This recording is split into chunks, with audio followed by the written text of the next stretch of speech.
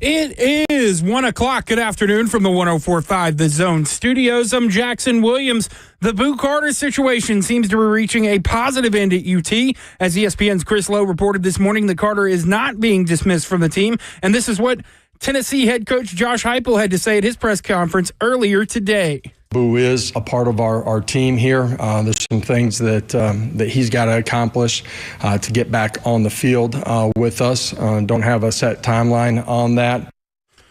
The Titans back on the practice field today as they held their first padded practice of training camp. Cam Ward struggled with 3 interceptions on the day. He'll look to bounce back in day 2 of pads. Tune into The Zone all camp long for the latest updates. In NFL news, the Jets are signing former Titans kicker Nick Folk. Folk spent the last 2 seasons in Tennessee, going 50 of 52 on field goals in the last 2 seasons. For your foundation repair and waterproofing needs, you need to visit USSTN.com. Breaking news at once on your home for the Titans and Vols. This is 104.5 The Zone.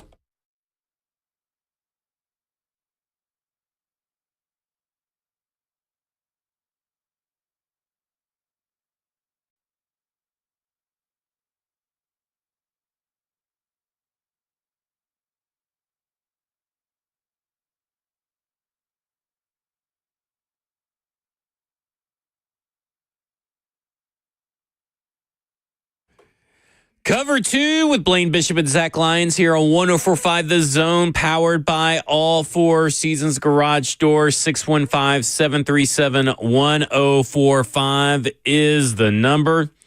It was a hot one out there today as it was the first day of padded practice for the Tennessee Titans, and it was Jackson loves that days, man. The first days. Can you tell us what your first days were like in practice when you had those 2 days, man? What were you thinking going out there? Like, oh my God, were you thinking, oh man, I'm at the beach and can't wait to see all the ladies in the swim trunks and the swimsuits, or were you thinking, oh my God, this is absolutely horrible, I'm going to die? Okay, so I have a story. So my junior year of high school, me and my buddies, we had all just gotten our licenses, all right? So in between practices, we decided to go to lunch. Me, a couple of receivers, couple of guys, just all, and the nearest restaurant to our school was a Steak and Shake. Uh-huh. And we went there in between practices, and we ate. And then we came back for the second practice, and I have never been closer to death in my life. What happened? You had a shake and it came at you? Almost. We were just dying. It was like 100 degrees outside, and we were just lagging. It was awful. Don't recommend it.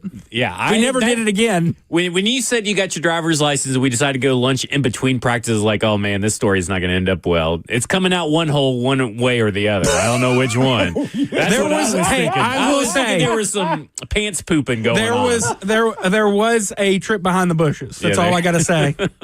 Oh, man. Oh, man. It was so hot out there today. It was muggy. Pads came on. And it was let me say this. There's going to be a lot of negative stuff that we talk about today's practice. But I want to start off the top saying just because it's negative day 1 doesn't mean that it's going to be negative day 2 and throughout the rest of camp. What we saw today set a baseline of where certain players need to go. Some players need a rebound. Some players need to show up with some energy. Some players just need to get better as a natural progression of a rookie.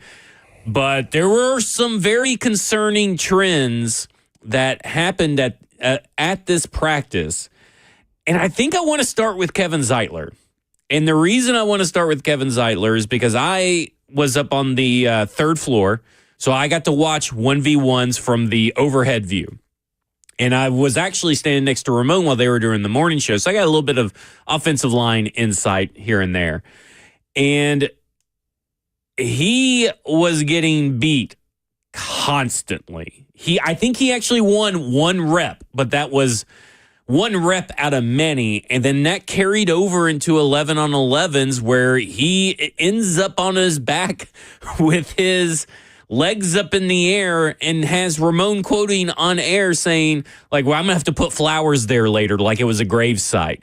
And yes, I get that it's against Jeffrey Simmons, but every team has some version of a Jeffrey Simmons. And out of all the starting offensive linemen, including Corey Levin, who's your current starting center, he had by far the worst day, and he may have had by far the worst day out of almost all the offensive linemen, and that's pretty scary considering the investment and how much they're going to rely on him this year. Does not mean that he can't rebound or whatever, but this is something that Blaine has brought up on the show that he has seen in prior practices too without pads, and now we got pads on, and we're continuing to see it, and sometimes it's hard to ignore a trend. Yeah, no doubt about it. I was thoroughly disappointed. I thought he would kind of be, the leadership of, do as I say and not as I do. And in OTAs, I know he wasn't practicing a lot, so he may have still a lot of rust on him. But I just thought I would see a better player, especially I think they invested with us a 9-year, 1-year deal or somewhere thereabout around there, 7 to 9 or something, some big number. And with his resume, you would have thought he'd be a little bit better than this. I would thought he would be the strongest offensive lineman, and right now I would say he's the fifth. He's worse. He's the worst one right now through a couple days. Mm-hmm. Now, some veterans who are, played in this league a long time usually kind of get the rust off as time goes on, and then, before the regular season starts, then they're back to where they finished up the year before. But I was hoping to see a little bit better. I'm not going to compare him to Bruce Matthews naturally, but let's just say the Bruce Matthews of, let's say, 40, who is still a good player and not an elite player, I would think that he would be somewhere around there. So I was a little disappointed what I've seen to this point.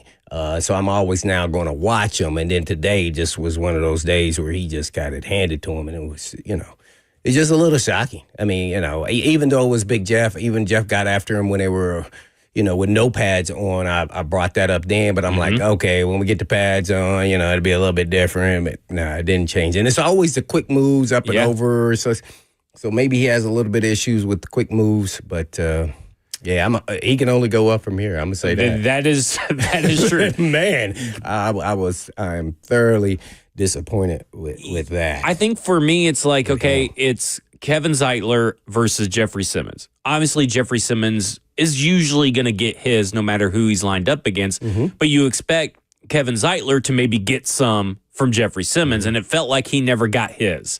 Like I said, he may have won one rep, and it was maybe a marginal win at best. But when I look at that, and not all these reps are against Jeffrey Simmons either. So when I say that he won one rep, he won one rep against anybody that he lined up against. Yeah, and that was what even more disappointing. Not that he didn't say, okay, let's do the rep now, because that's what I would have done. But like, hey, next time I'm up, we're gonna go again. Yeah, let's make sure we connect, because I'm going to prove to myself that I'm better than that rep. Yeah. And that's just not going to sit well with me as a veteran. No way. No way. I don't care if he is Hall of Fame, almost got his jacket on. Yeah. He just, for a guy that 1 year, $9 million that you alluded to, for a guy that's been a mainstay on many good teams at guard, and they're paying him to be a starter and protect their franchise quarterback, it's just not a good start. And again, I'm not here trying to pull the panic alarm or anything, right? But it is something that we have to monitor, because now we have a couple different practices showing this issue. Now, when does the rebound happen? Does the rebound happen? Because he is 35 years old. There is sort of sometimes father time just comes for you. Yeah. And there's nothing you can do about it. And maybe that's this instance. But when I'm watching these 1v1s and then it goes over to 11-on-11s and 1v1s, he's getting pushed around. When he goes to 11-on-11s, he's got his legs up in the air like a cockroach on his back. I'm just a little stunned and floored and a little bit surprised. And Corey Levin, by the way, is starting at center. I know M-Boy came on here, but so there's no who was a backup that's proven. Yeah. At this point in time. I mean, Slater, who he's not proven. He's not proven, but Slater, who is behind Zeitler right now in the pecking order at right guard, he looked way better than Kevin Zeitler. That's what I'm saying. Like, we know that Corey Levin's the backup, but Corey Levin, out of that starting five that is out there with the ones, did not look as bad as Kevin Zeitler. So I'm not going to push the panic button, right. But, he's a vet. So I want to think that he's going to have some good days, bad days. I haven't seen any good days. Even OTAs, where he just looked when he did practice here at the last camp. So I just, or even training camp. He's only been in training camp, but when they had no pads on Right. there, he did not look good then. And so I'm thinking, okay, it's rust. And he needs to quickly get. Well, that's what we hope. I mean, at the very least. I would hope. I'm not going to say he's diving off the cliff right now. Yeah. But boy, I'm expecting more. Now I'm thoroughly disappointed Because these are 1v1s too. The majority of the reps that we're talking about are 1v1s. Obviously, 11 on 11s. There's a little bit of cohesion stuff to work with and all that kind of stuff. But ending up on your back is never a good sign. How do you think Coach Callahan, O-line Coach Callahan, is going through these plays, one-on-ones as well as more so even on team? Well, looking at him like, hey, man, are you trying to get me fired? I mean, what are we doing here? Definitely some cuss words probably flying in that room today. Boy. I'm sure he's getting an earful. I know there's a fine system, too. I bet he's got a lot of fines coming from him because, like I said, it may out of every offensive lineman, I think he had the worst day. And we're talking third string, fourth string guys. Like, he was consistently just not looking good. And it needs to be a cause for concern because interior pressure, all that kind of stuff matters. And it's not just 11 on 11s, 1v1s, and it's against even, like, I don't know if he necessarily had a rep with this guy, but it's with your Titus Leos. Like, dude, how many of you all know, Titus Leo? Like, it's even against those kinds of guys, your fourth string, your guys that are like number 80 out of it's bad. What? Oh, yeah. Man, it wasn't. I stopped watching them after. I looked through, I got all my notes right here. Oh, my gosh. And listen, the offensive line itself in 1v1s looked really good. Like, as a whole, they won more than they lost. 11 on 11s did not carry over too well. I wouldn't say that carried over. But again, what you heard Peter Skoronski talk about it today, and you could see it from a bird's eye view. Denard Wilson came after that quarterback and that offensive line with more pressure packages than they have ever seen in different pressure packages. He was sending Gabe Judy-Lally on blitzes. At the same time, he's sending Cody Barton up the middle, and Cody Barton was the only linebacker. Like, all that kind of stuff. But again, this is against Gabe Judy-Lally is not your first string corner, right? And they had a hard time picking up those blitzes. Well, he may be after he got that pick today on that tip ball. He may be. But I look at it and I go, there's a lot of cause for concern, at least from today's practice. But that's what we now know, right? So today, bad practice for the offensive line and offense in 11 on 11s. Because we'll get to Cam Ward and everything later. Well, why was head coach Callahan doing the presser before the practice? I guess he's been doing it this year like that. He hasn't done any post-press conferences. So then we never get him to answer questions about what happened actually in practice. Yeah, I guess we have to ask those the day after. How often do you think that happened? Probably not a lot. Probably but with our short attention span that's society. A strategic move. Maybe a strategic move. That was a Jackson move. Yeah. That was a poobah. Tomorrow, though, let's hope that we see the offensive units rebound against the defense, because that's what you want to see. You want to see Cam Ward overcome what happened today. You want to see Kevin Zeitler respond. There's some other guys that need to respond too. We'll talk about all that when we come back, and of course at 2:20 p.m. Brought to you by Two Rivers Ford, South's most trusted Ford dealer, is our weekly Mac Attack with Coach Mack. This is Cover 2 with Blaine Bishop and Zach Lyons right here on 104.5 The Zone.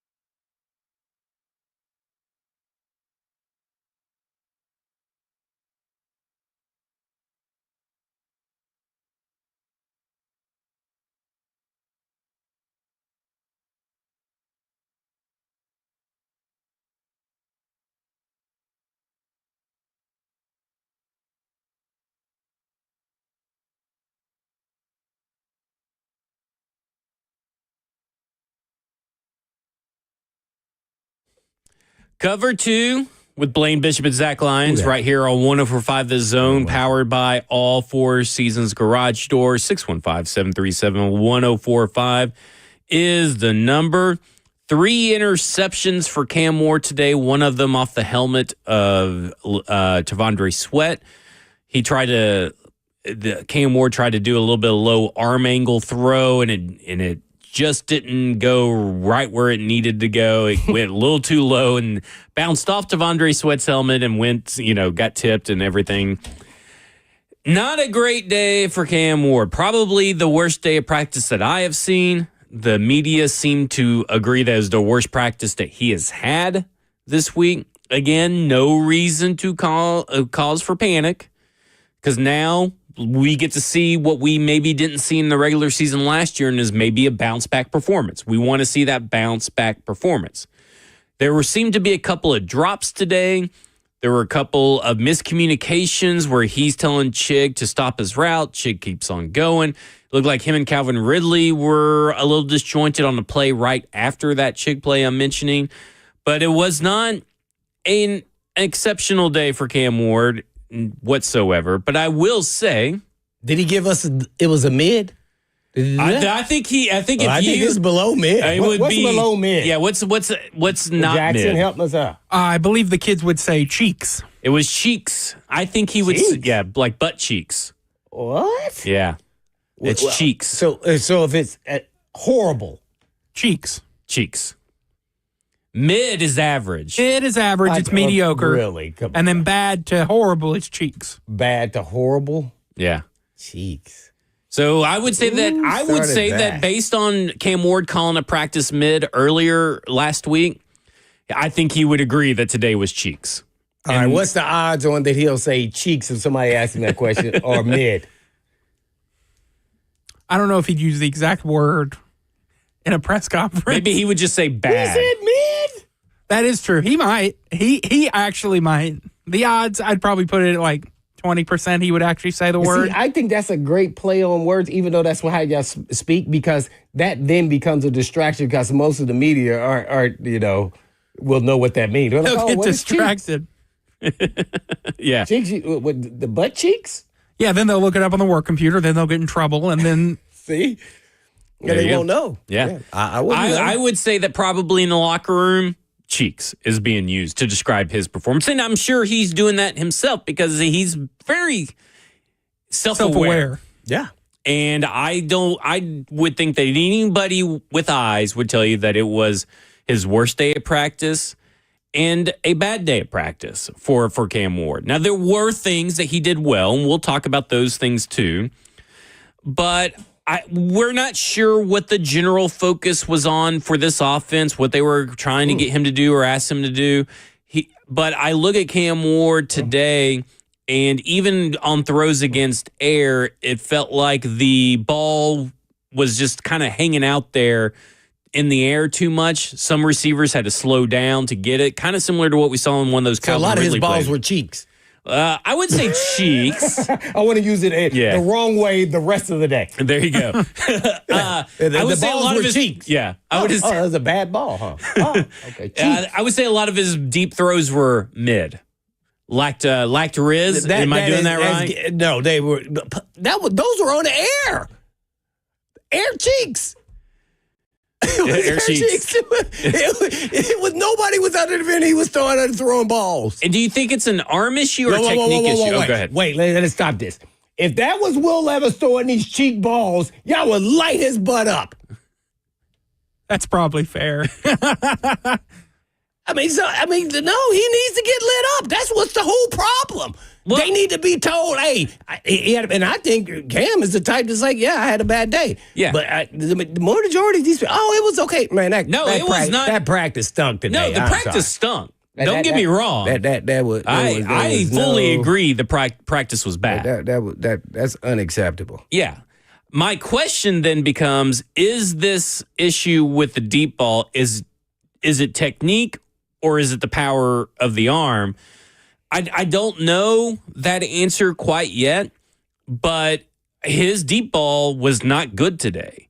Now, there were one or two throws here and there, but they weren't the rainbow throws and everything that you are looking for. We had 2 drops on top of that, but that one, he had one to, I believe, Calvin Ridley, where Calvin Ridley had to slow down on it. Mm-hmm.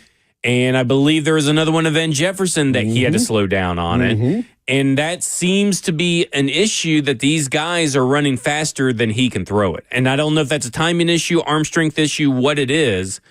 But he was, as a whole, this was a bad practice. No doubt. No doubt. Being an OG, I love learning these new terms. He was just cheek all day. And I'm going to say this, right? His timing was off. His accuracy was off. He hadn't looked like how he looked all off season. The only good thing now today, it was the first thing that was different. It was pads. Right. So I don't know if that maybe changed or maybe their plan of attack. I thought that he was looking deep a little too much for me, and he was holding on to the ball.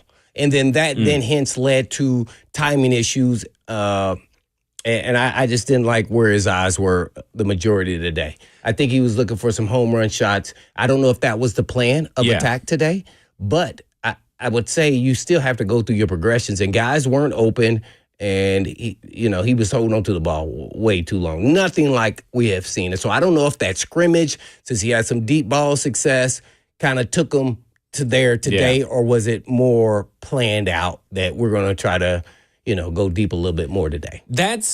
It's really interesting that you say that, because I heard a few people in the media say, well, at least he kept his eyes downfield. And I get that to a certain extent, but I'm kind of with you. I lean with you, Blaine, I feel like he kept his eyes too far downfield, or too long. Yeah, like here's a good example. Quick decisions that we saw last week. In the guy, you got your outlet, right? Yeah. He's still kind of holding on. The outlet guy's wide open. Give it to him. You've been doing that. So he was looking for more. And when just take what the defense gave me, he was pulling. I'm gonna give it this instead of keep joking about the cheek. He was pulling a Will Levis today. That's what he did. He pulled a Will Levis today. And again, we don't know what they were trying to do or asking him to do, but I'm with you. It felt a lot like that he was too busy looking for the big plays constantly throughout the thing and not taking the checkdowns, like you said. The only good thing I can really say about Cam Ward today is that I still thought his pocket movement and sense of pressure was really good. But other than that, that was about all I saw. Like, there were a couple of times where he moved up into the pocket and all this kind of stuff, and made some throws, a layered throw into Tyler Lockett specifically. And that was a great throw. But those moments were few and far between today. And it felt like, to me, it felt like, hey, it's a bad day. We got to be objective, right? We got to say, if we're going to praise when he has a good day. It's going to be like that for and it's going to be days like that. It doesn't mean anything about the 2025 season. It doesn't mean anything about tomorrow's practice. Tomorrow's practice, we could be talking a different tune, right? We could come out. We could be talking about Cam Ward hitting all these deep shots. He really seemed to be on the same page with all of his wide receivers. The offensive line blocked well. Femi Oladejo was a force in the backfield. Like, all this stuff can change every day. But we have to be honest that, hey, we're out there at practice. You want to hear how your team is practicing. This is what we got to say, and we got to say that Cam Ward was not good today, and that's okay, too. Yeah. Well, this is what I love about Cam Ward, and this shows you confidence and leadership. I think he wants criticism. Yeah. I think he relishes. He wants to know. Reason why I say that, I listened to Buck and those guys. He met Cosell. First question he asked Cosell, what do I need to work on? Right? That's one guy said, hey, I haven't figured everything out, man. What do you see, since you're an expert of viewing film of NFL players? So basically saying, how do I look compared to the rest of the NFL quarterbacks? Yeah. First question, just meeting Cosell. Off air. Yeah. See, that's the guy you want. As far as his pocket presence, it's outstanding. He has a great feel for the pocket. It's things that coaches can't teach. He's got it. He's already. got that. So that's so I'm not going to. And he never seemed to get caught up in all these mistakes. Nah, like he's never an even killed dude. Yeah, like, that's who he is. And I think that, again, there is some bad stuff, but there are some good things. And this is why when stuff that when stuff bad happens for Cam Ward, it's like, okay, this happened. It's a real thing. There's some issues with his deep ball. There's some issues with his staring down his receivers sometimes, especially with routes that are going towards over the middle. There are some issues with, today was holding on to the ball a little bit too long. These are all issues. Quarterbacks have these issues starting out. It's about how he approaches fixing them. It's about the rebound. Yeah. And to me, this is a guy that wants to rebound, is critical of himself. He's his own biggest critic. What we're saying here on the radio right now, what any other show may say negative about Cam Ward to a certain extent, as long as you don't get personal, he's probably saying to himself. The coaches are probably saying it to him. And you know what he's going to do? He is not a guy that really makes the same mistake twice throughout his career. He's going to do his best to overcome it, and that's what tomorrow is for. Yeah, well, that he won't get there at 5:30. He'll get there at 5. Yeah, so that's who he is. So that's what I love about him. And he knows it's going to be a roller coaster ride, but he stays even keel. And guess what? Every day you're not going to have your A game. That's just it's impossible. But that's what brings you back for more. Because you are going to have some down there. Because guess what? Those guys on the other side of the ball, on both sides, they get paid too. So, you can only control. Today, you didn't have your zip on a deep ball. You didn't have it didn't carry. Well, today, maybe my arm was a little sore, but I'm not going to make that as an excuse. Tomorrow will be a better day. Let's see how I respond to a bad day. Yeah. And then that'll tell you a little bit of inkling of how he responds in game at throwing a pick six that cost the team. Yeah. In the third quarter, you go, is he going to try to press and get it back or find ways to methodically beat you with his brain and not, I can get it back on one play? Because that's what it's all about. It's all about these little insights and how you respond to the negative plays. There's going to be negative plays in every practice from every player at some point. Mm-hmm. It just may be a bad day today, right? It's may just be a bad day. We've seen a mid-practice, a pretty good practice, and a slightly above average practice so far. He was bound to have one of these days at practice. It was just bound to happen. It's the law of averages. So now that we have brought up all this stuff about Cam Ward and he himself is recognizing it, how does he respond?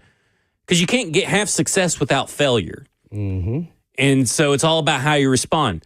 Not every player is going to respond very well the next day. Not every player is going to respond in the moments during games. Cam Ward has shown that he can be that guy that kind of brushes it off and moves on to the next play and says, I'm not going to make that mistake again. But now we need to see it tomorrow. And I kind of think we will. We'll probably see a better version of Cam Ward tomorrow than what we saw today. How do you judge 7-on-7 compared to 11-on-11? 7-on-7 is very interesting because I wasn't really paying attention to 7-on-7s because it's at the same time that the offensive line and pass rush 1v1s were going. So I only really saw 11-on-11s. But I look at it and I say, I want to see crisp route running and crisp throws. Now, I don't know what happened in 7-on-7s today, so I don't really want to speak on it. But were you able to watch 7-on-7s today? Oh, yeah. I saw. Okay. I was just wondering what your viewpoint on just 7-on-7 compared to 11-on-11. Yeah, I think there's way more to me to take away from 11-on-11. It is, no doubt about it. And 7-on-7 is more of a offensive drill, just like doing one-on-ones for O-line, D-line more. So D-line has the favoritism as far as, getting catches and everything else. But no, I was just asking what the difference was. He almost had a pick on 7-on-7 with Hooker. Oh, did he? It was a 7 route by Gunner, the tight end. And he looked, and it was like, oh, my God. Luckily, he threw it to a spot because he knew Hooker was going to take the angle, because that's what I would have done, to beat him to the spot. And Hooker was smart enough. When the ball got in there, he saw the trajectory, and he slowed down and almost picked it out of the air. It was kind of interesting. Also, Winston Jr., I tell you who was praying? Prochet.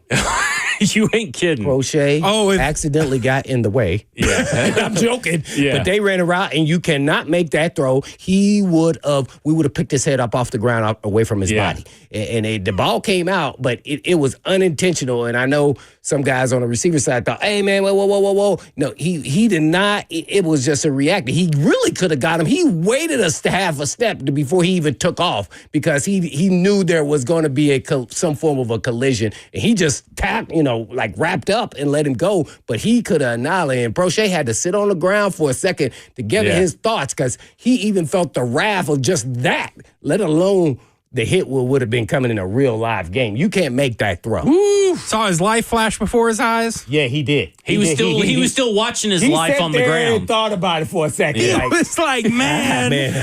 I'm excited about him. That was close. About Winston. I'm excited about Winston. Every practice, he shows up. He bring heat. Boy. Him and Tyjae Spears have been the two most consistent practicers since run there, since this all started. But 11-11. Spears had a real good run there on a counter play. It looks like counters kind of get the Titans defense. I'm going to have to do a little more studying, but the counter plays, just based off of what I can recall from last year, that's down block, guard pull. Yeah, Spears hit up in there, and it would have went for some yardage for sure.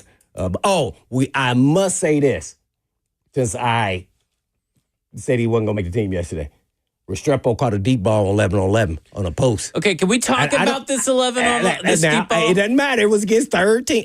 He did it. How do you move from third to second? You got to make plays against the third team. But let me ask you this.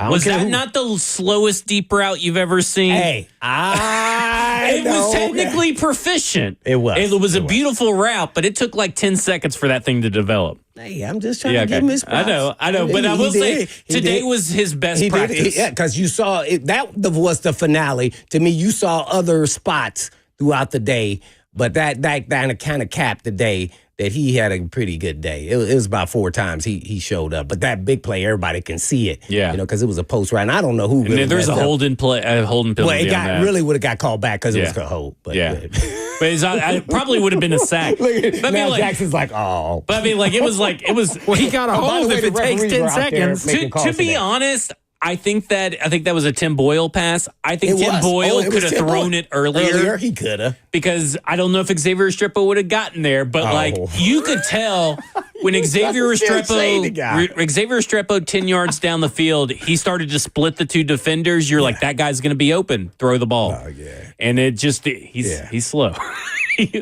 But I will say today was his best day in practice. Yeah, Tim Boyle threw a nice, beautiful ball. Yeah. Yeah. It was a Xavier Restrepo great day, or I would say very good day for him. It's his, like I said, best day of practice. I will also say we got a lot of people. You know what? Let's spread some positivity. I'll give you some guys that showed out today.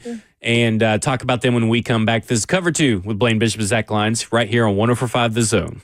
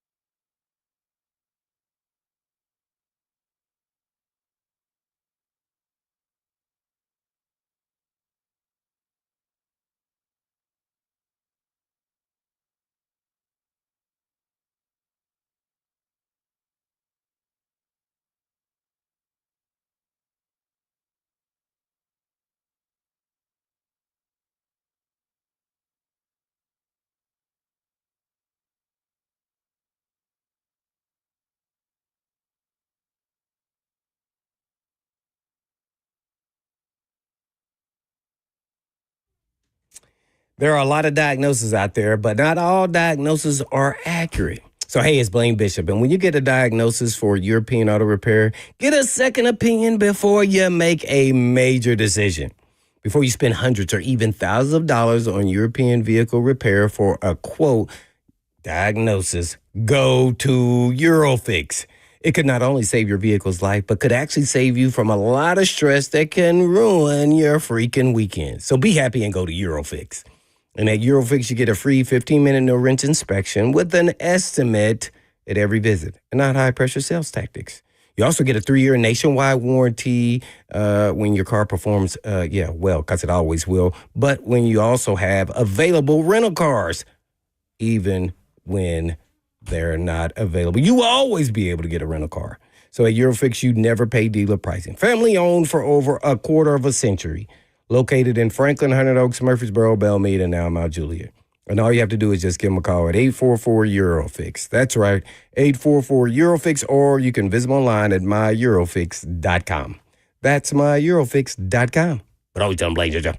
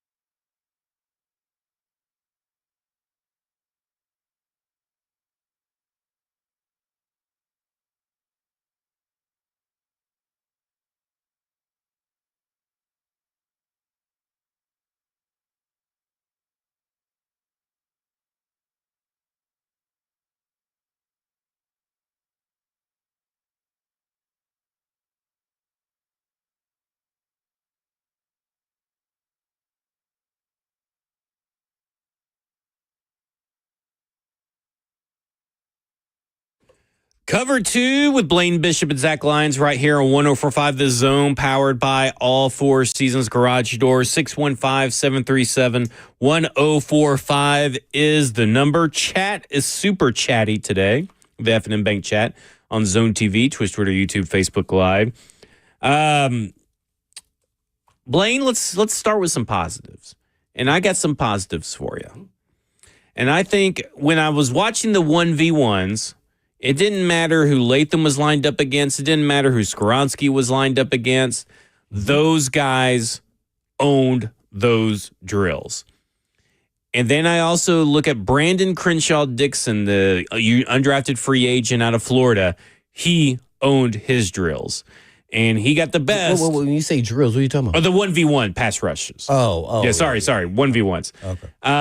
Those 1v1s, they owned those. Those three were by far, I thought, the best, most consistent performances. Lots of wins. I don't think Skoronski lost.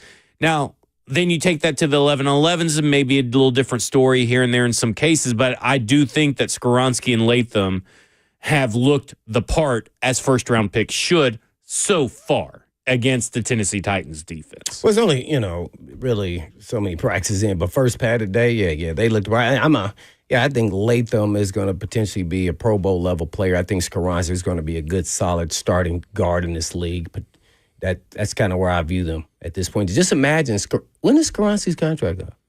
This is his third year. Oh. So we're going into his third year. Yeah. So they could still maybe get a, do the fifth-year option thing. Yeah. But, that's kind of how you, Jack, you know where they are. I think that's, to me, Zeitlin's supposed to be right in that mix. Yeah. And as well as Moore was a little bit of a roller coaster, but nothing major. He was just solid. He's just okay. He would be mid. Yeah, he would be mid. He's not cheeks. He's mid. Yeah, I don't want my $80 million or whatever he signed for, but mid. But that's skewed by us as the media are covering him because we're expecting him to be something that he hasn't been. He's always been mid. Mm-hmm. So now we're asking him to be better than mid because he got paid a whole bunch of money. Yeah. He gave up 14 sacks last year. It's not good that what we were hoping was going to be the weakest link on the offensive line was Dan Moore, and it may actually be Kevin Zeitler, and you still may have mid Dan Moore. Like, it's I mean, Cheeks Zeitler and mid Dan Moore Jr. Hey, and that can ruin your rookie quarterback. It can. Oh my gosh, it can hurt all that. Joking around, but But Dan Moore was up and down. He had some wins, even in 11-on-11s against Jeffrey Simmons. He did. So, but it was kind of the Dan Moore experience. What you've seen on film is that he's got some wins. He drifted a little bit out of his stance, exploding out of his stance. It doesn't seem like he is trying to rely on his athleticism a lot. It's more like maybe he's trying to work through some technique stuff, and maybe that's the case. But either way, use your athleticism if your technique's failing. And I think that he has a hard time transitioning between those two right now. But I will say that Dan Moore wasn't the worst on that starting five. But he was just up and down. Yeah, he wasn't an issue by any means. And you know what? Some veterans do go through this where you're trying to be with a new coach, especially with a big contract, you're trying to be a little more technical than you have in the past, working on some things. Now you're in pads. They're doing it every level that you move up as far as, no pads, OTAs. Yeah. Where, so I think, he's maybe making that adjustment. And then it's eventually like either, it's working or it's not. And that will be, part of his whole process of if he can improve and then let it stick and do it on a consistent basis because he has all the tools. He has the length. He has the athleticism to be a really good player. So I'm hoping that they catch him when he's peaking on the rise up then with O-line head coach or O-line coach Callahan coaching him. Hopefully that'll happen. But Gunnar Helm, I thought, had a very good day in all three phases: pass catching, run blocking, and pass blocking. He had a couple of good reps out there against Jalen Harrell. I noted that one in particular, but I think he also had one against Femi, if I'm not mistaken. But he had some good reps out there today, so there's some positivity for you. I thought he excelled in all three phases. How did Femi you think look? Oh, we're trying to be positive. I would just say you said he had a good rep against Femi. Femi had his hands full with Brennan Crenshaw Dixon. Who? BCD, the tackle out of Florida. I gotta go to my undrafted roster. Free agent out of Florida, undrafted free agent rookie. Gave your second round rookie all that he can handle. It was 1v1s. 78. not a great day for Femi Oladejo. Not a particular standout day in 11 on 11s. I would say that I maybe noticed him more in the run game than I did anywhere else, but not the... Did you see him in one-on-one? Femi? Yeah. He lost every rep that he... I don't think he won one. Did you see who he was going against? Well, sometimes Jalen Duncan, sometimes Brennan Crenshaw-Dixon. And keep naming. And then you're going to come to a conclusion. They're all the backups. They're not the starters. I'll have to see. Let me go through my notes here. Who's number 78? 78. The only way you get better is you go against somebody mid or better, not Cheeks. Yeah. I'm sorry. Now he lost to. No way, man. How do you get better? You can't be running from the competition. I got 2 losses to Brandon Crenshaw-Dixon. I got a loss to Jackson Slater, and I believe, and a loss to Jalen Duncan. So I have 4 losses written down here. Well, dang, man, I don't see any parts of him. Maybe there are just not enough people to go around, but I'm sorry. I say, well, I'll wait till the next rep. I'm getting him because I want to see how good I can be or what I need to work on. He need to go against Latham, Moore, all these dudes. They can't be just going vet. You know, you got to at least go against somebody who's at least started some games then if that's the case. Femi lacks a plan A pass rush right now. And he definitely doesn't have a plan B pass rush. Oh, my gosh. How's plan C coming along? Plan C, we'll see. C may stand for Cheeks. I don't know. But at this point, it was, and again, you don't know what they're asking Femi to try on these guys. But it was not a good day for Femi Oladejo. Right. Somebody said, didn't Javon Kerr start off the way? People are getting real confused there on how it really happened. Only issue Curse was having was against the run game. When he pass rushed in one-on-ones, it was a problem for our offensive linemen in practice all day long. But if they double down tight end tackle, he was having issues. So when we talk about pass rush, there was never no issue with that. Yeah, there is an issue here with Femi. That's not the case. I think people just hear stories and they think it was, like the total package. No, he couldn't stop in the run game. That was the issue. He was back there running into the linebacker. They was like, what is he doing? Yeah. Yeah. When it came to pass rush, oh, man. Shoot, he was getting after it. Watch this. Once he figured out how to get in his stance. This pass rush isn't great. I will say that. Man, when I saw that, and I know we keep harping on that, and I was like, man, why is my heart palpitating right now? I got real nervous because I was like, well, dang, if this is, I know this is beginning to camp, but boy, I was expecting more on one-on-one there, man. I was going against those guys. I thought he would be, right. I'm not saying dominating, but like he would look like it was either even or he was winning. It's different if you're expecting him to do something against J.C. Latham, maybe. Right. But against Brandon Crenshaw-Dixon and Jalen Duncan and Jackson Slater. I was like, dang, did Duncan improve that much? And I'm a Jackson Slater guy, but Jalen Duncan, I'll say this.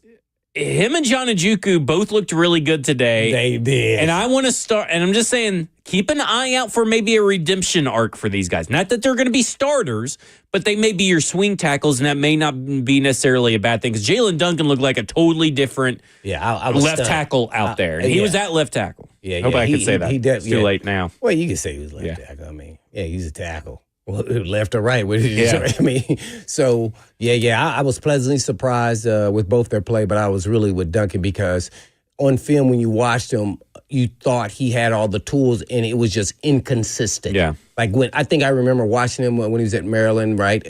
Going against Alabama. He looked good. I think they played, and then he comes to go a team like a Ball State or somebody. He was like, "Oh, what's going on?" So it's just the inconsistency. So you never know what's going on with a guy. And linemen, typically, it takes them a little bit longer for the adjustment when they get into the league if they're not that immediate starter guy. So Man, he looked like, man, he's then figured it out. Well, when he was drafted, I remember Daniel Jeremiah on the NFL broadcast for the NFL draft. He said that him and Duke Manyweather talked specifically about Jalen Duncan, and he may be later on down the road. They thought that they would not be surprised if he was the best offensive lineman out of that class because of his tools and his traits, and he didn't get any coaching at Maryland. So we'll see. Yeah. But, I mean, again, we're talking about your backup tackle situation, and this may not be the disaster that we kind of come to know if someone were to go down, because Jalen Duncan was holding his own against several of the different types of pass rushers, and I was very, very surprised and pleased. When we come back, we'll keep talking about the Tennessee Titans' first padded practices, cover 2 with Blaine Bishop and Zach Lyons right here on 104.5 The Zone.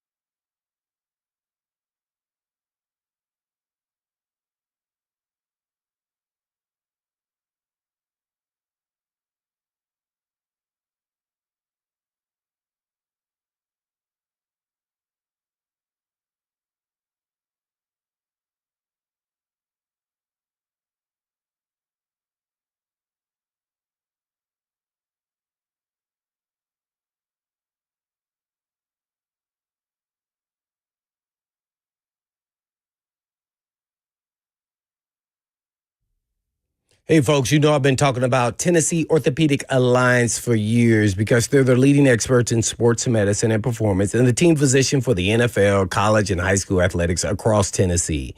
And TOA provides sports medicine coverage to more high school and college sports teams than any orthopedic group in the state of Tennessee. They have 29 locations throughout the state and over 100 physicians throughout Middle and East Tennessee to take care of all your musculoskeletal needs. And TOA has 11 urgent care locations with walk-in availability 7 days a week. They offer direct access to sports medicine and performance, physical therapy and nutrition, personalized rehabilitation plans to enhance mobility, reduce pain, and improve overall physical function for patients recovering from injuries or surgeries. And TOA also offers sports performance training, a specialized program designed to enhance athletic performance and provide tailored training solutions for athletes at all levels. So please check out their services at TOA.com. Yes, that's right. For more information, just go to TOA.com.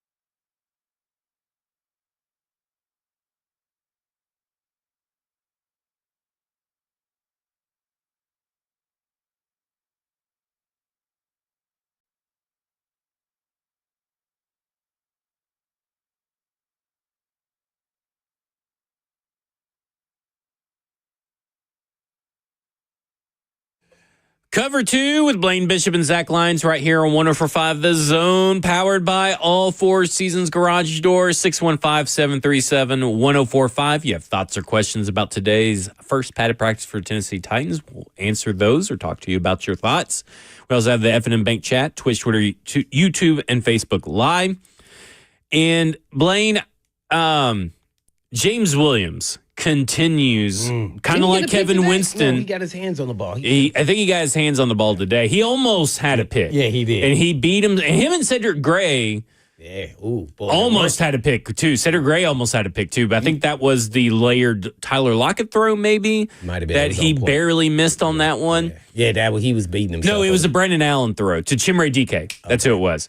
But either way, Cedric Gray, I still need to see more from him, but what I saw today he came in and replaced Cody Barton in the rotation. Sometimes they had him as the only linebacker out there with that kind of second string defensive formation, but he looked pretty good, I thought. Yeah, he had a good one on good a run play. Yeah, run trigger. Hey, boy, it was. I think he had Spears or somebody. Yeah. I was like, hey, yeah, he was not playing. He looks good. James Williams looks exceptional, though. He is really coming into his own.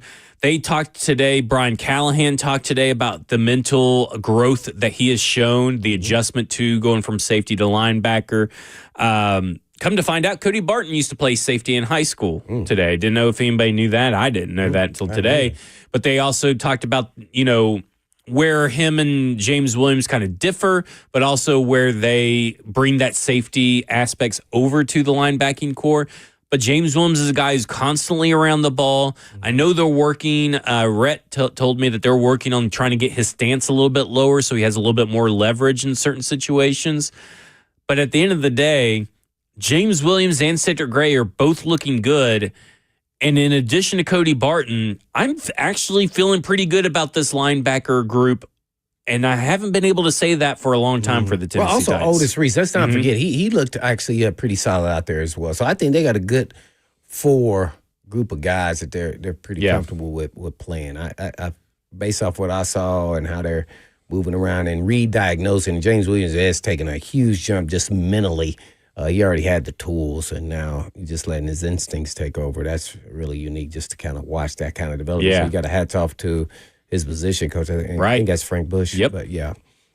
So yeah, they look like they're the guys. They're not going to be signing some veteran guy. No, I think they're pretty set at that position. Gabe Judy-Lawley had a good rebound today. I thought that he was sent on a couple corner blitzes. He got a couple of he got an interception. He was all over that field and all over in the run game. I know they sent him on at least 2 blitzes, if I'm not mistaken. One of them would have been a sack. But that's a guy that, when you're talking about that back end of that roster and the questions surrounding Snead, not that he will start, but when you start talking about depth, that's a guy that's really trying to take advantage of every opportunity given to him by this defense. And I have to say, he looked really good today. Yeah. When given the opportunity, which he had opportunities, he made those plays. So yeah, it's going to be an interesting battle because you have the draft pick from Cal, Berkeley Harris, who looks the part. And he was playing mostly outside. I thought he would be playing more inside. He did get bodied by Mason Kinsey once. Did you see that? Well, he got into it with Mason Kinsey one practice. Oh, did he? So that was without pads. Yeah. So they got a little thing going, but. Other than that, Mason Kinsey's smart because he's going after a draft pick. Yeah. If I can do it, it was a run play or a screen. I can't remember which one it was, but he just puts he puts him on the ground. He stands over him and everything. I'd be interested to see if he does that to Baker or probably not or Brownlee. You're right. Brownlee probably definitely not. But yeah, and Brownlee got beat deep by Ridley earlier in 7-on-7, so he looked like he was having a little up and down roller coaster day for himself, but. Solid group. I still would want to have one more veteran. Who's the guy we had on there who's we came in late, that they signed from the Cowboys? Oh, Warrior. Yeah, I couldn't get his name. Yeah, so yeah, I saw him out there. He's number 31. Yep. And he looks long, and I'm interested to see as he goes along. I think he has some potential, and to be on the roster. Well, I mean, we're talking about special teams, right? And we were kind of talking during the break how, hey, Jaquan Jackson looks pretty good. He looks like a totally different wide receiver from last year. But I don't know if this team keeps 6 or more than 6 wide receivers. And if they don't keep more than 6 wide receivers, I don't think any of these guys are going to be able to crack that 6th spot, because I think it's Bryce Oliver's to lose. I think he's a lock. And then because you talk about Oruwariye, who did stand out in a couple of plays today, but he's a special teamer that has familiarity with Bones Fossil from their days at the Dallas Cowboys when they cross paths. So there is, like, when you start trying to connect these dots, it's like, well, we don't know about Snead's health, so maybe we need to keep a couple extra corners instead of keeping 7 or 8 wide receivers. Maybe we need to keep both Jalen Duncan and John Ojukwu and have 10 offensive linemen instead of 7 wide receivers. Like, those are the conversations that you have, and it may just be a numbers game at that point to not have a 7th wide receiver. But to your point, Oruwariye looked really good. Yeah, I thought he looked solid. I just want to see more of him. But, naturally he was going against the 3, so he was kind of dominating. Who are your 6 guys that's on the roster right now at wide receiver that you think of? I mean, right now they're starting 3. I think these guys are locks. You can't talk me out that these guys aren't making it barring injury. It's Calvin Ridley, it's Van Jefferson, it's Tyler Lockett, it's Elikiah Manor, it's Chimere DK, and it's Bryce Oliver. I don't think you can remove any of those guys for someone else. I think you're right, but boy, I know Keaton just got here. Yeah. I know they're trying to go size. Even Landers is a 6'3" guy too as well, right? He's kind of tall. I want to say one of those guys are going to make it. I don't know why. And I don't know how. I think it's because, Traylon Burks leaves, Colton Dow leaves, and they bring in these 2 big guys. It looks like it kind of feels like they're looking for size. Yeah, they're looking for size, but also another wide receiver. So that may take us to 7, or maybe somebody's not allowed. And we also got to know through our training camp, there's going to be some nicks here and there. And that kind of then, makes the balancing act of a little roster bit easier. play. Yeah. So of one more guy. 'Cause I think one of those guys is going to make it. I really do. It will be interesting because I do think that Khalil Mullins, because just going to another position battle, running back, Khalil Mullins looks really good. That may make Julius Chestnut a little bit expendable. Khalil Mullins has special teams coverage, experience and stuff. Buck was saying that he was fumbling a lot. Was that the strip by Winston? That was Tajay Spears on the fumble. Okay, so I'm wondering in the what he strip. got there. Khalil Mullins caught a ball and he was running and it kind of slipped out, but he caught it back. It's just like, I don't know if someone hit it. That's not a fumble, though. Yeah, it wasn't a real fumble. You can't call a fumble until it hits the ground and another team get it. I don't recall Khalil Mullins fumbling at all today. I don't know where he got that. But I might have missed it. That's what I was wondering. Yeah, I don't remember seeing it. Maybe someone can show me a clip or correct me if I'm wrong. But Chestnut. Yeah.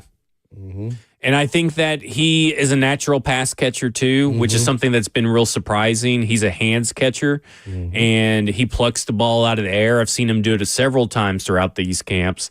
And so, I think that it'll be interesting to see if they keep 4 running backs. If they don't keep 4 running backs, maybe they keep 7 wide receivers, to your point. I'm going to throw out a scenario right before we go to break, and maybe you'll want to wait till after the break or before, so your choice.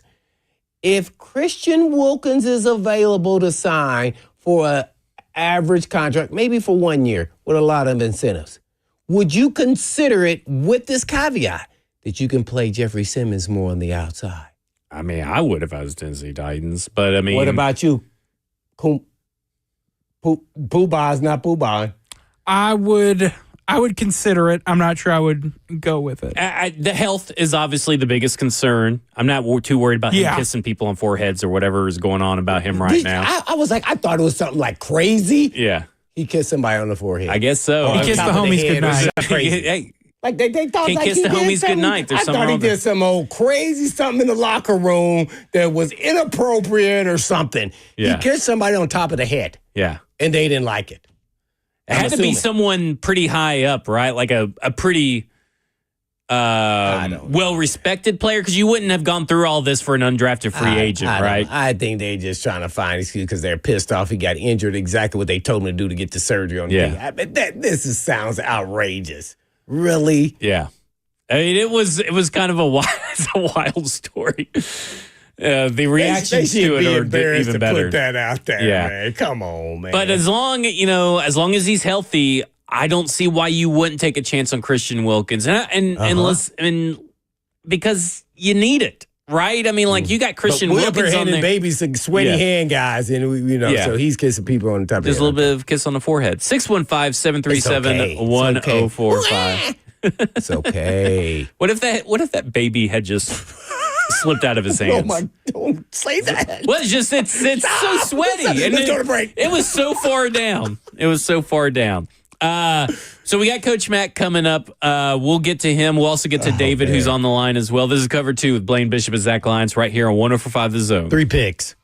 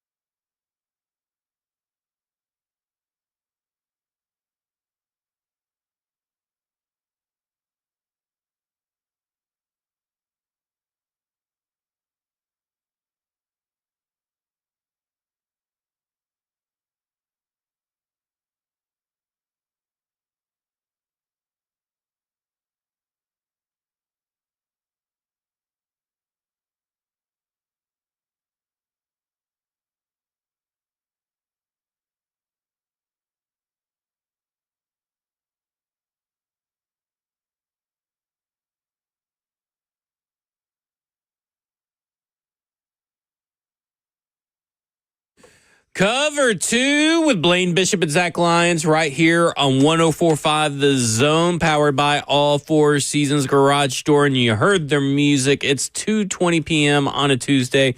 That means that we're going to go to Coach Mack for his weekly Mack Attack, brought to you by Two Rivers Ford, South's most trusted Ford dealer. And Coach Mack, have you cooled down since practice has ended?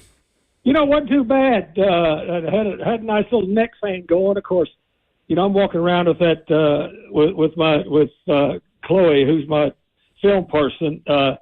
We're doing position by position, and we were at a couple of places today. So I've got to be moving around a lot. It wasn't as hot early on. Now once it hit 10 o'clock, you could feel that heat. But I'm really glad they started at 8 o'clock. Coach, was you still going with the all black though? Yeah. Oh, yeah. Well, look, the all black doesn't bother me. The neck fan, though, to be able to cool my head, I love that. Oh, okay. But that's part of that Texas heat, right? Like, you're probably pretty used to it by now.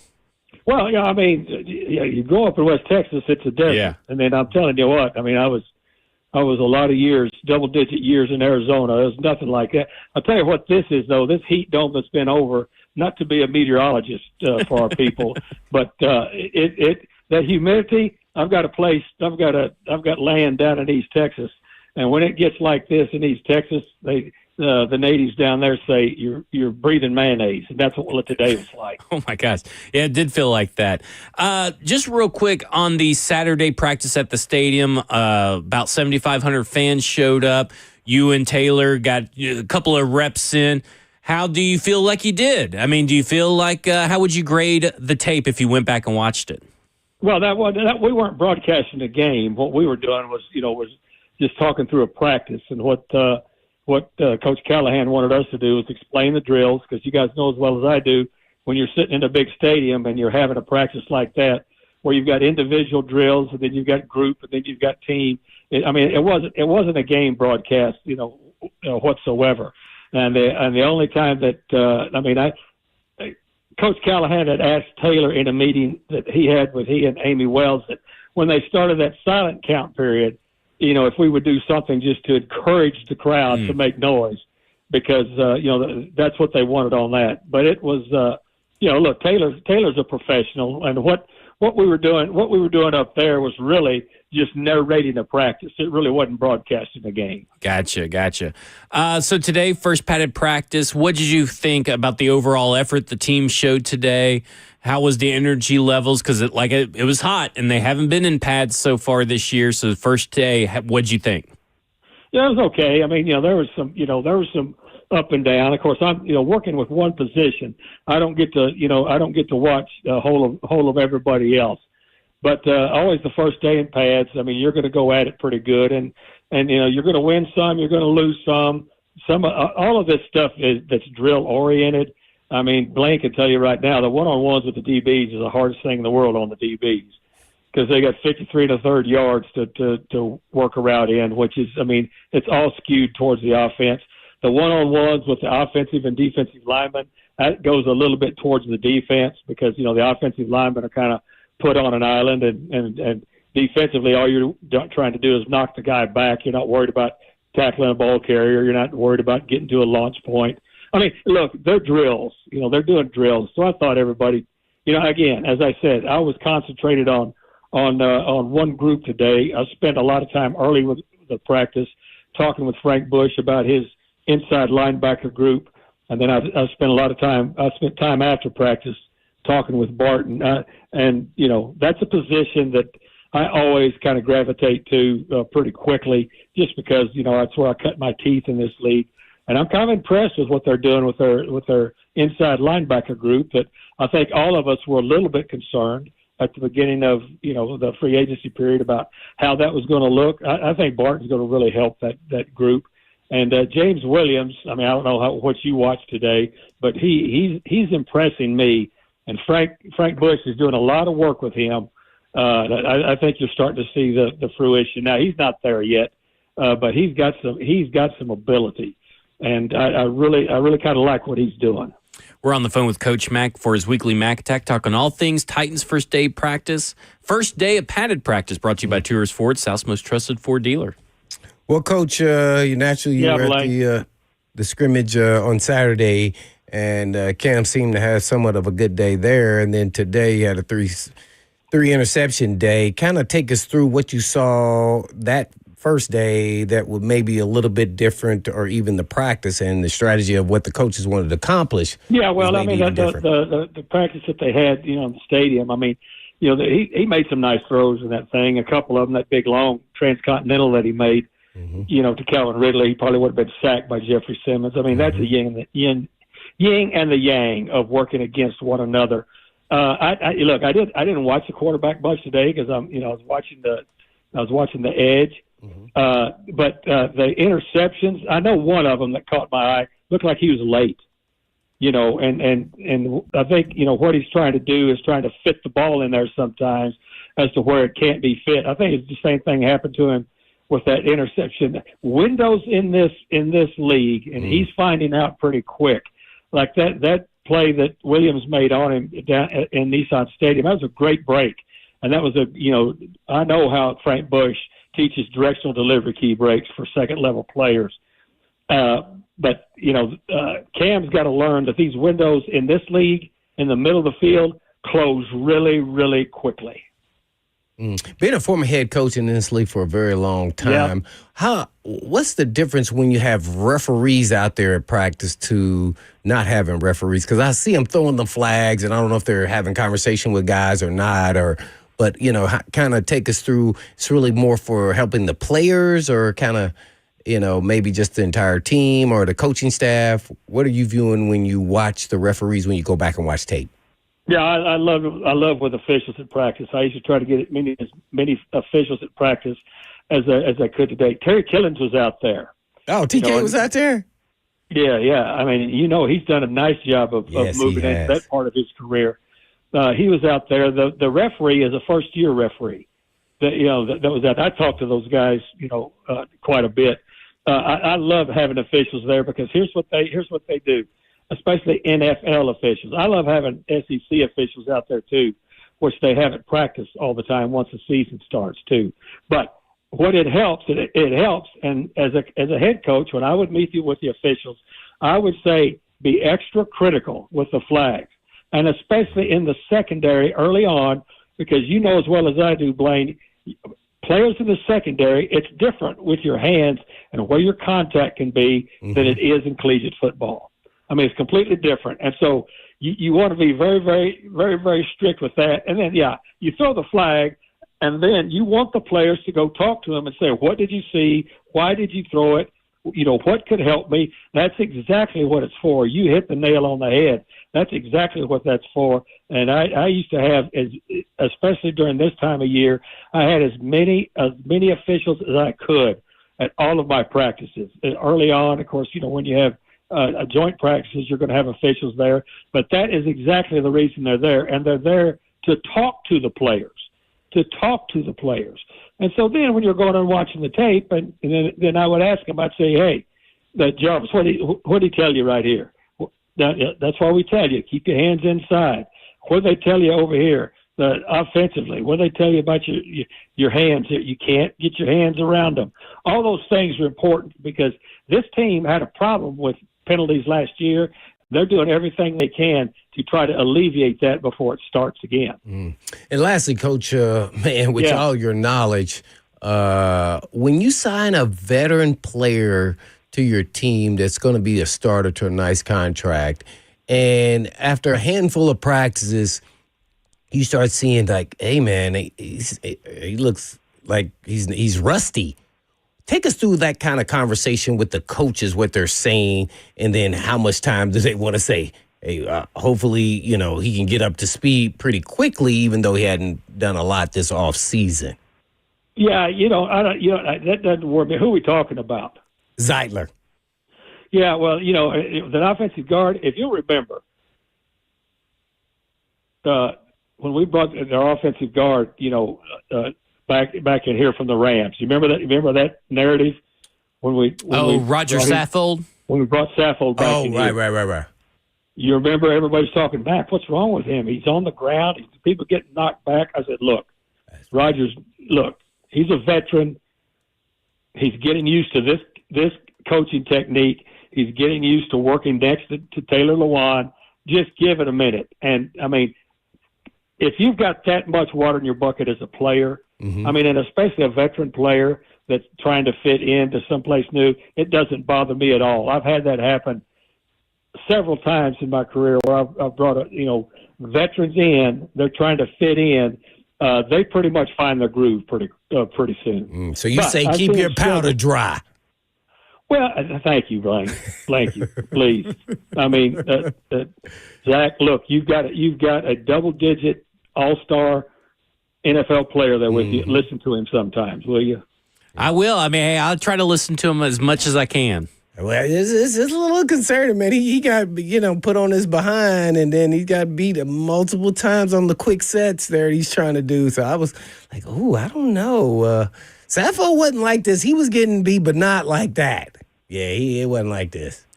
Doug Sappho was on the ground a lot early on in the practice. Yeah, you remember. He was lunging. It was his aggressiveness.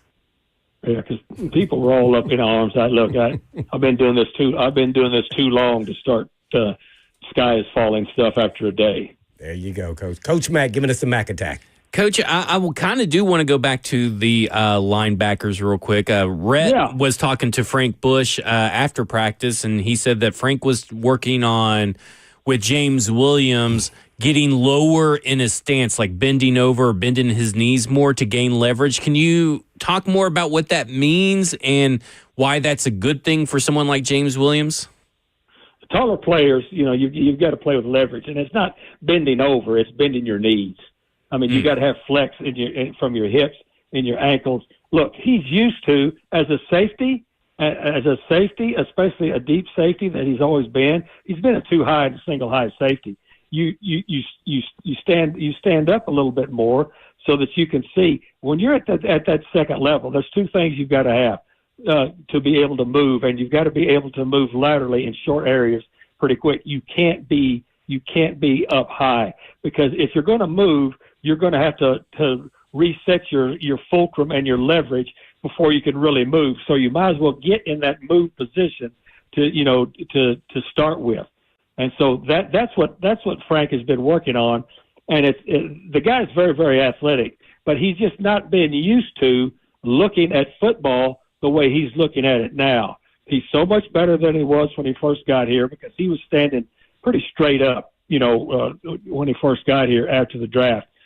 Frank Bush has got him triggering now.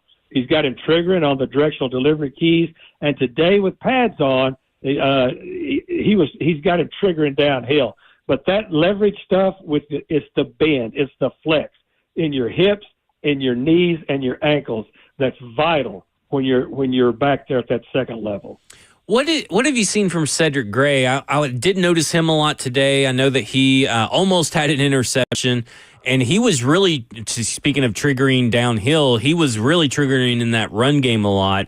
It looks like he's starting to maybe get a little bit more comfortable as the more reps as he gets. What have you seen from Cedric Gray so far? Yeah, I think you're right. I think you're right, because he missed so much last year, and he really got when you're trying to double up to catch up on your fundamentals, when you get at the back end of the regular season, I mean, you're really behind. I agree with you. I think he's looking more comfortable. When you watch his North Carolina tape, he was a good trigger guy, and he understood. I think his line of vision as a linebacker is pretty good. He plays with his bright lights on most of the time. Is what I vetted and saw out of North Carolina. So I agree with you that now that he's been healthy and has been able to be through an off season, and now has got a pretty good dose of Frank Bush in an off season, now going into a training camp, I think he's making some strides. I agree with what you said there. Peter Skoronski, after the practice at his post-game or post-practice press conference, he talked about how, like, today was probably the most pressure packages he's seen from a Denard Wilson defense over the last year and a half since Denard Wilson has been here. What have you seen from the pressure packages, and what do you think of how the defense is deploying different players like Gabe Judy-Lally on a corner blitz and sometimes Cody Barton at the same time? Well, I mean, Denard's just putting his install in. I mean, this might be the first day in pads, but it's not the first day of install. I mean, this is, this install has been coming in through. So, yeah, I mean, I know this defensive playbook very well, and I know the progression that they put it in, and I give Brian Callahan a lot of credit, for letting him, because this is only going to help the offense. It's hard on the offense early on. I mean, it really is. I mean, it is. It's just, ask Blaine. He's played under this system before a little bit, with Jeff Fisher and with Greg Williams. I mean, when you put your install in, I mean, you're trying to put what you're trying to do as a coach. I'm talking about an overall, 30,000 foot view of your team. You're trying to put both sides of the ball in as uncomfortable a situation as you can in practice. Make it as uncomfortable and as hard as you can, because that's not only where you can teach from, you can learn from it a lot too. So you don't want to make anything easy. You want to put some anxiety on both sides of the ball. And today, I thought that bringing some of that heat when they did in those team periods, it's going to make both sides better. Well, both coaches now going into their second year as play calls, whether you're the head coach or OC or DC, did you see any philosophical, I guess, changes or differences in their approach at anything that they've done in the past last year? Yeah, and again, I mean, I wish I was in their meetings in this off season to see, because I know that that Coach Callahan and that they talked about, they go over it very extensively with the things that didn't go right, why didn't it go right. And, extensive staff meetings too. And they talk to the players. They talk to the players. The thing that I think that I notice is they are putting, just like what we were just talking about. They're putting these players in some pressure packed situations, force feeding them things so that because look, this regular season comes up on them quick. That's why I'm so glad, guys, that we are going against two different teams on their home turf, because that's going to help grow up this team quite a bit. But do I think that both of those first-time play callers have learned something? I can tell you without a doubt they have, because I've lived that life. I've lived that life as a first-time coordinator. I've lived that life as a first-time head coach. What are you trying to accomplish as a coach, as a head coach, when you go practice against those teams? Back in my day, it was a battle of who's going to fight who. Naturally, that doesn't happen a lot now. But, like when you're going to practice against these other teams, not only are you looking at what they do, you're also seeing your team against different competition, but you also are scouting their actually personnel to maybe see something that may be available. Kind of take us through that whole gamut of that. They're scouting years, but what you want is, again, you want competition for your guys. You know as well as I do. You can talk to the audience about this just like I can. You get used to practicing against your own people. Mm-hmm. I mean, you do. I mean, you get used to it. You get used to the moves. You get used to the routes. You get used to the splits. You get used to the depth of the routes. You get used to the breaks. Going against somebody else, then you get to really fine-tune and test your technique. And then, as you well know, Blaine, as a player, there's a lot of pressure when you're practicing against another team. Just a lot of professional pride pressure to begin with. And you know this. I mean, you're going against somebody else. I mean, you're eyeballing them. They're eyeballing you. And you get really good, and both personnel departments get really good progress and talent evaluation out of it.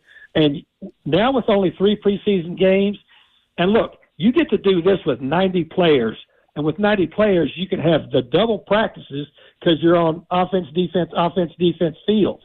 You get double reps. You get this is invaluable because in a preseason game, you got only so many reps that you're going to dole out to the people. And look, with 3 preseason games now, you're going to see more and more teams doing this because it's the only way that you could get really in-depth evaluation in the short amount of time that you have now because of the way the CBA is set up and because of the way everything else is set up. Short amount of time you can evaluate in pads against somebody else. I mean, I remember when I first got into the league, you lived this life too when you were in camp for 6 weeks and you had 5 or 6 preseason games. It's not that way anymore. That's Coach Mack, brought to you by Tours Ford, South's most trusted Ford dealer. Coach Mack, see you at practice tomorrow. See you guys. See Thanks. ya. Thank you. All right, when we come back, we'll wrap up our discussion about what we saw today at Titans' first padded practice. Cover 2 with Blaine Bishop and Zach Lyons here on 104.5 The Zone.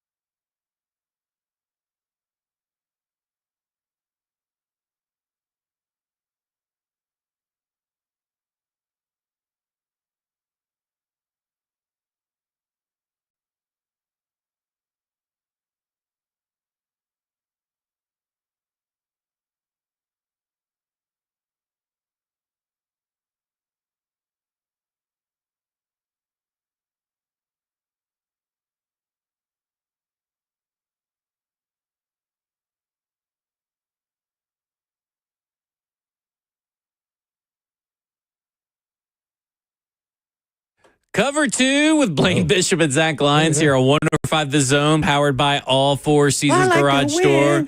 615-737-1045 is the number. Last call for phone calls if you have any questions about Titans practice today. Okay, so we spent the first part of the show talking a lot about our concerns with Kevin Zeitler. We just had Coach Mack on, and he reminded us that people were saying the same thing about Roger Saffold. When he signed with the Tennessee Titans, he was having struggles and all that kind of stuff, and he turned out to be pretty good guard later on down the road. What are your thoughts on that comparison? I don't know. What did you think? I was surprised. I forgot. A good reminder. It was a very good reminder. I just don't think it was as bad as this looked like. I don't remember. I remember him being overly aggressive and missing guys like at the point of attack, but nobody ever bulldozed him. And put him on his butt. I do wonder if there's like an old man timeline for Zeitler that maybe his ramp up process is a little bit slower. Because he hadn't been practicing. Yeah. You're trying to give him a pass when you're a vet. He didn't put a lot of time in.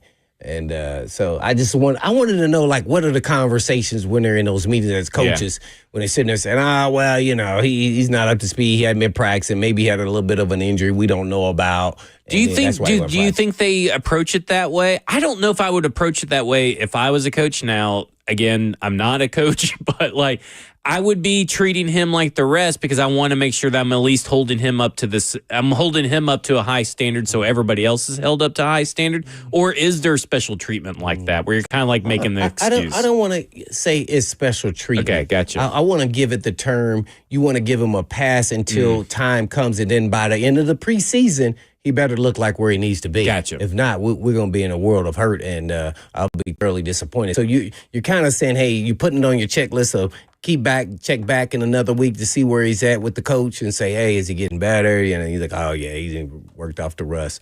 That's kind of what you want to do, because if not, you'll start seeing it in the regular season. Then it'll be super concerning. Then you're in trouble. So it's more like just having more understanding. Let's monitor him and let's see where he's at. Let's see after another week, see where he's at. Especially when we're going against guys on other teams. We'll really get to see. What have you thought about the defense today in terms of their coverage?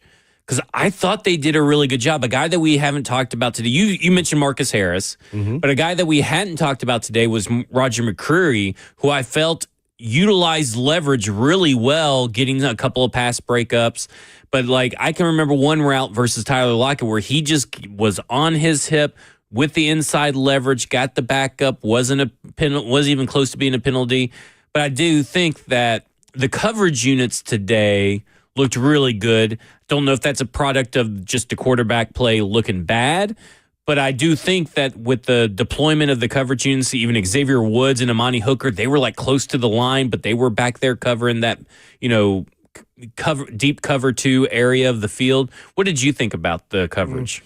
I thought sometimes that was the reason why Cam didn't throw the ball. The guys were covered, and he was buying time. Now, he's not going to throw his receivers under the bus, but I thought it happened on more than occasion. Like each 7-on-7 or 11-on-11, there were times where guys weren't open. So he had to be super accurate or he was going to be in trouble. So as far as pressure. And I think he has a time clock. So I thought it was a little combination of both. Okay. McCrary, you know what you get every day at practice when you watch him in games. Whether he's just a solid player. And you just like, man, he's never going to be not in the right spot. He's technically sound. He's, probably just a good nickel player, which every team needs at this point in time with the passing going on. So I kind of expect that of him. He's been like that since his rookie year. Like he just gradually got a little bit better over the years, but he was a pro right off the bat. You knew what you get. I think he understood how to play in this league, and I think he had to rely a lot on his technique because he's not a burner, but he has enough speed. And then he's kind of adapted to the nickel, which I was interested in to see because you have to blitz, you have to kind of play the run game like a linebacker. I wasn't sure if he was ever going to buy into that because I think he thought he was good enough just to still stay on the outside, which he is in a crunch. So if they get in a crunch, he could be, but he's definitely more fitted for the inside. I thought he's done a good job on Lockett. He's been right on his hip. They called him for holding one time. I thought it was questionable. I wasn't watching, per se, the whole time. But it was an incomplete pass. Lockett got him on a couple of them on the dig routes. But he's right there. Right there. So in a real game, you just don't know if that's a PBU, or not. Because even in practice, there's a notch up of speed and intensity that you're playing with. That if you're right there as a DB, I always felt like in practice, if I'm right there and I tag you up as soon as you catch the ball, that probably was going to be an incomplete pass. Because with the collision, when I get there, it's going to get there with bad intention. Unless you're Kevin Winston, you're just going ahead and getting there with bad intention. Yeah, I thought that was a bad read. Like, they played Rover. I watched Winston the whole entire time, and he didn't even hardly move. So I'm like, what was he actually looking at there? Did they disguise it just enough where he didn't know? Like, he didn't move very far at all. Yeah. So that was a little discouraging on that one. Just on the reading the safeties. Because really, that's where your eyes go immediately when you're a quarterback. What did you I know we talked a little bit about pressure packages, and maybe sometimes a little bit hard to do it, but I noticed, at least today, they had Amani Hooker and Xavier Woods really close to the line of scrimmage a lot. And then they would jump back or maybe Amani Hooker would go for a pressure or whatever. Is that just something they're practicing on today? Is that a new feature of this defense, or you think that's just something that they're practicing? No, I think they're trying to work on disguising, and whether you think they're close to the line, so then automatically you think they're blitzing or someone's blitzing, they're in coverage. So I think they're trying to do a lot of movement skills. I saw them talking about, going down and up and kind of looking like they're going back, and then the other guys really coming down. So I thought they were doing a really good job of disguising. But when Winston was in there, it was pretty clear. Being a second guy, he wanted to make sure he did his responsibility. He wasn't doing a lot of disguising there. So I think it's more of that. I think that helps out the corners a lot. And, by the way, one thing I haven't brought up,